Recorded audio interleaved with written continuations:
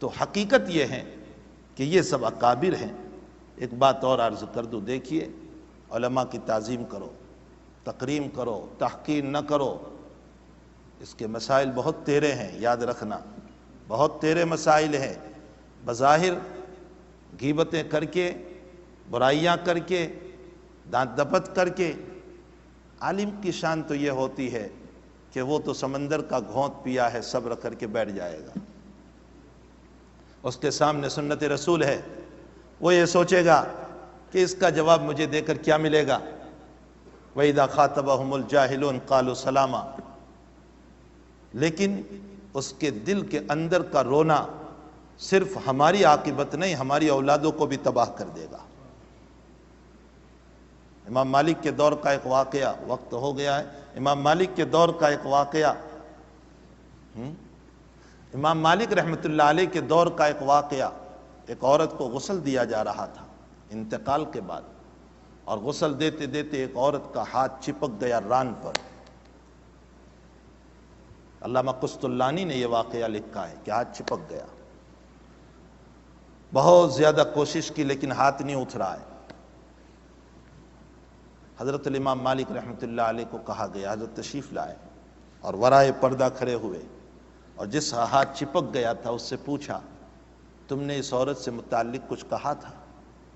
تو اس عورت نے کہا کہ ہاں، میں غسل دیتے ہوئے یہ کہہ رہی تھی کہ اللہ اس پر رحم فرمائے، یہ فلاں تھی اور فلاں تھی۔ فرمایا تو نے ایک مرحومہ کی غیبت کی ہے، اس کا اثر یہ ہوا کہ تیرا ہاتھ چپک گیا۔ میرے حضرت سے میں نے یہ واقعہ سنا، میں نے قسطلانی میں نہیں پڑھا، حضرت نے اس کو بیان فرمایا اور فرمایا عامی کی غیبت کا یہ مسئلہ ہے تو پھر اہل علم کی غیبت کا کیا مسئلہ ہوگا۔ اپنے آپ کو اس سے بہت بچائیں، اہل علم کی تعظیم کریں۔ چند ٹھیکرے اور چند ڈالر اور چند پاؤنڈ کے غرور اور نشے میں آ کر علماء کی کبھی توہین نہ کرنا۔ حضرت گنگوہی نور اللہ ملکدہ کا ملفوظ آپ ابھی بھی دیکھ سکتے ہیں، ملفوظ حضرت گنگوہی، ملفوظات حضرت گنگوہی میں چھپا ہوا ہے۔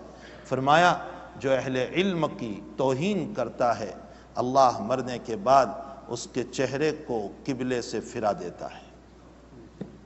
اور حضرت نے فرمایا میں قسم کھا کر کہتا ہوں، میں قسم کھا کر کہتا ہوں، تمہیں یقین نہ آئے تو توہین کرنے والے کی قبر کھول کر دیکھ لو۔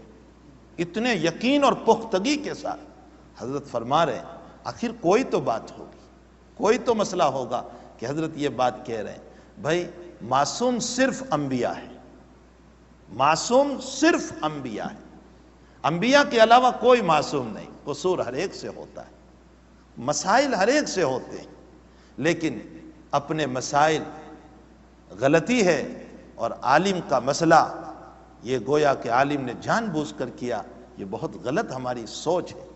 ایک بات اور کام کی عرض کرو، کسی بھی